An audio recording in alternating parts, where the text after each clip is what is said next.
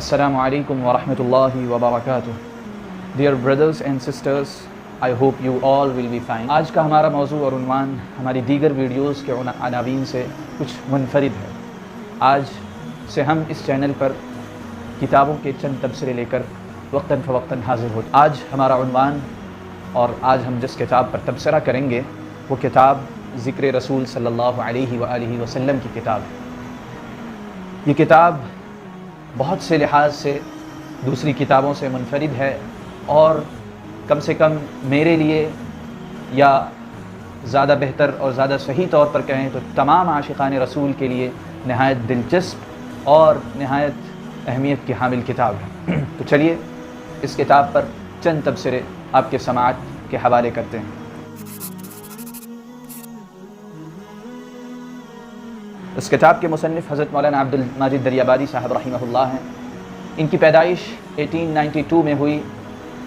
دریاباد کے ضلع سے ان کا تعلق ہے، جیسا کہ نام کے بعد دریابادی سے ہی معلوم ہوتا ہے۔ ان کی ابتدائی تعلیم شرفاء کے حسب حال گھر پر ہی ہوئی اور پھر اس کے بعد رفتہ رفتہ اس زمانے کے مزاج اور مذاق کے لحاظ سے اسکول کی تعلیم انہیں دلوائی گئی۔ شروع سے ہی انہیں ادب سے خاصی دلچسپی تھی اور ان کا بچپن اگر ان کی آپ بیتی پڑھیں تو پتہ چلتا ہے کہ کتابوں کے سائے میں ہی گزرا ہے۔ اسی کا نتیجہ تھا کہ رفتہ رفتہ ان کے قلم میں وہ جولانی اور رانائی و برنائی پیدا ہونی شروع ہوئی کہ وہ عمر جو پختہ نہیں کہلاتی ہے اس میں بھی ان کا قلم لوگوں کو بھانے اور لوگوں کے دلوں پر چھانے لگا تھا۔ جہاں تک ان کے مزاج اور ان کی ذہنی تعلیم و تربیت کا معاملہ ہے تو ابتداءً گھر کے دینی ماحول میں تو یہ دین کے مزاج سے صرف تھے، لیکن جیسے ہی فضا ان پر کشادہ ہوئی اور زمانے کے دوسرے فلسفہائے فکر اور دوسرے نظریات سامنے آئے تو اس وقت ایمان کی بنیادیں دھیرے دھیرے ان پر ہلتی ہوئی معلوم ہوئیں۔ ان پر 10 سال کا ایسا وقفہ گزرا ہے جس میں یہ مکمل ملحد تھے، اور جب امتحان کے پرچوں میں ان سے پوچھا جاتا تھا یور ریلیجن تو یہ ریشنلسٹ لکھتے تھے، یعنی میں عقل پرست ہوں۔ اس طرح ان کی زندگی میں گویا بہت سے مراحل ہیں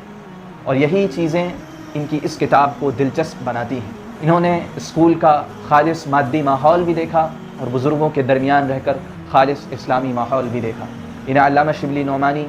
اکبر الہ آبادی، مولانا محمد علی جوہر اور ان جیسے دیگر نابغہ روزگار افراد کے ساتھ صبح و شام گزارنے کا وقت، مختصر وقت نہیں بلکہ کثیر وقت گزارنے کا موقع ملا، جس کی وجہ سے ان کی شخصیت میں مزید نکھار پیدا ہوا۔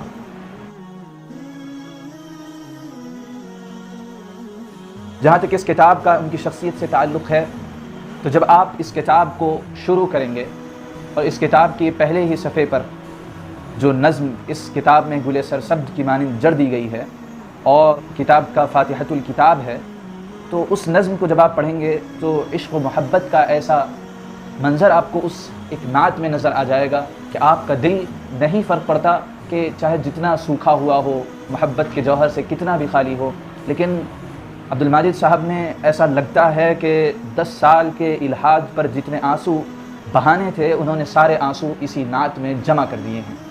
اس نعت کے 2 شعر اگر آپ بھی سن لیں تو شاید میں سمجھتا ہوں کہ آپ کا وقت وصول ہو جائے گا۔ پہلا شعر، یہ نام مبارک تھا یا حق کی تجلی تھی،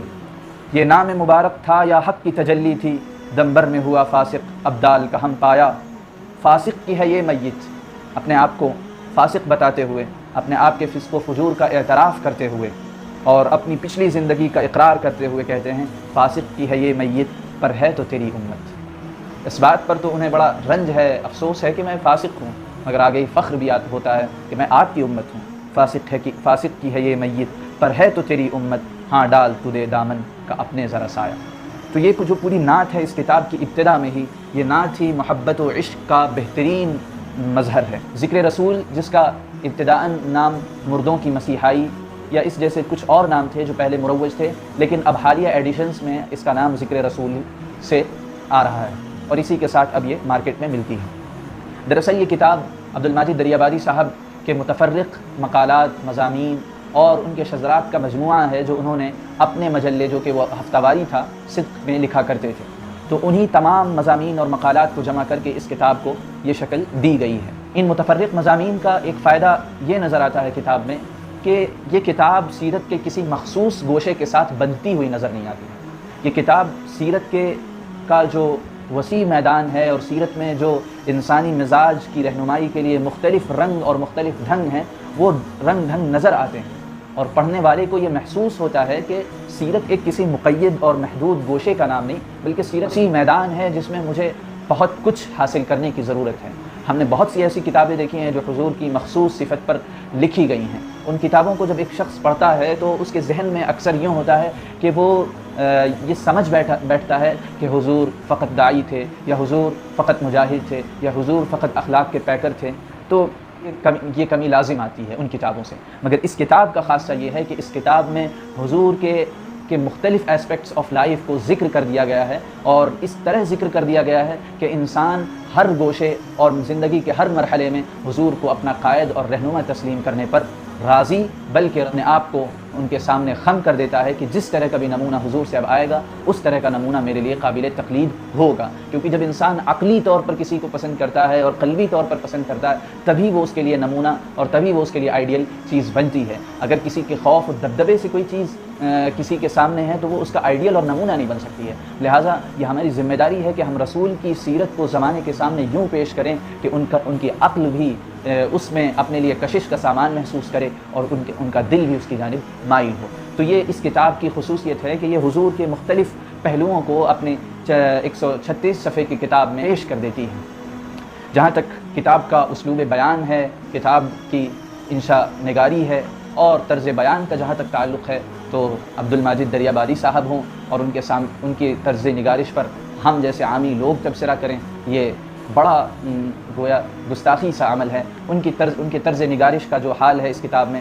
اس کے لیے نعیم الرحمن صدیقی صاحب نے جو لکھا ہے شاید وہ بہترین ترجمانی کرتا ہے۔ انہوں نے لکھا ہے، مولانا عبدالماجد دریابادی رحمہ اللہ ایسے اہل قلم تھے جنہوں نے توفیق الہی زندہ معبود کے زندہ رسول رحمت للعالمین سیدنا حضرت محمد مصطفیٰ صلی اللہ علیہ وآلہ وسلم فداہ ابی و امی کی زندہ سیرت اور زندہ معجزات کا تذکرہ زندہ اسلوب میں کیا ہے۔ یعنی حضور کی سیرت کا تذکرہ ایسے بلند اسلوب اور معاصرانہ اسلوب میں کیا ہے کہ قلب و عقل بیک وقت سیرت کی اس کتاب کو سے نہ صرف یہ کہ خود کو جڑتا ہوا محسوس کرتی ہیں بلکہ خود کو اس میں گم ہوتا ہوا محسوس کرتی ہیں۔ اس کتاب میں کہیں عشق کی تپش اس بلندی پر جا پہنچتی ہے کہ انسان کا دل بھی اس گرمی سے گرم ہو جاتا ہے اور آنکھیں اس گرمی کو ٹھنڈا کرنے کے لیے فوراً آنسوؤں کی پاکیزہ بارش برسانا شروع کر دیتی ہیں۔ کہیں پر خطیبانہ حرارت کا کمال اور جلال نظر آتا ہے کہ ایسی عبارتیں آ رہی ہیں کہ اگر ان پر تلاوت کی جائے تو مجمع پر ایسا سکوت چھا جائے کہ کسی چیز کے بولنے کی گنجائش نہ رہ جائے، اور کہیں پر ایسی فلسفیانہ باتیں اور ایسے فلسفیانہ جوابات جو کہ قدین اور مستشرقین کے رد میں دیے گئے ہیں کہ انسان پڑھتا ہے تو عقل بے تحاشا اور لامحالہ اس پر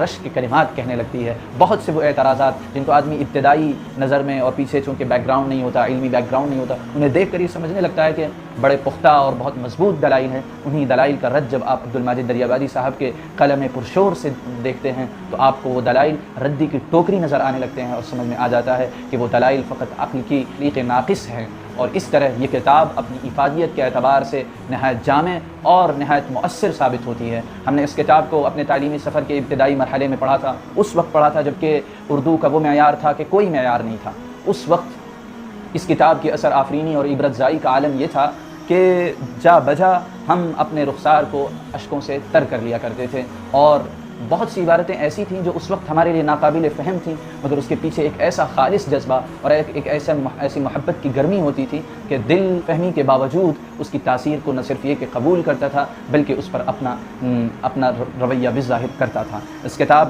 کو حاصل کرنے کے لیے مختلف جو بھی بڑے مکاتب ہیں ان سے حاصل کیا جا سکتا ہے، اور لکھنؤ میں خصوصاً بآسانی میسر ہے۔ اگر آپ کو چاہیے ہو تو آپ کمنٹ باکس میں اس کا تذکرہ کر سکتے ہیں۔ اس کتاب کو ضرور اپنے مطالعے میں رکھیں۔ اس کتاب سے انشاءاللہ رسول اللہ کی ذات سے آپ کی وابستگی میں واضح اضافہ دیکھنے میں نظر آئے گا، اور اس کتاب بھی افادیت ہے اور اس کے ترین اسلوب ہے، اس سے بھی آپ کو خاطر خواہ فائدہ ہوگا۔ مگر ایک بات یاد رہے کہ اسے مبتدی حضرات نہ پڑھیں جنہوں نے ابھی اردو کی وادی میں قدم ہی رکھا ہو۔ یہ کتاب ان لوگوں کے لیے جنہوں نے کچھ چند کتابیں پڑھ لی ہوں، تاکہ انہیں یہ شکوہ نہ ہو کہ یہ کتاب تو ہمارے معیار کے لحاظ سے بہت بلند ہے، یا ہمیں سمجھ میں نہیں آ رہی، یا ہمارے لیے مغلق ہے، تو اس وجہ سے میرا مشورہ یہ ہے کہ آپ چند کتابوں کو پڑھنے کے بعد ذکر رسول کو ضرور اپنے مطالعے میں رکھیں، اور ہمیشہ اپنے پاس رکھیں کہ جب بھی دل کی انگیٹھی سرد ہوتی ہوئی معلوم ہو اور محبت کا جوہر مدھم ہوتا ہوا معلوم ہو، آپ اس کتاب کے ذریعے سے اپنے دل کو دوبارہ محبت اور عشق کی زندگی دے سکیں، اور دوبارہ اپنے جذبات میں وہی والہانہ جذبات کا عمل دخل دے سکیں۔ ہمارا تبصرہ یہی کچھ ہے۔ اگر آپ کو مزید کتابوں کے تبصرے چاہیے ہوں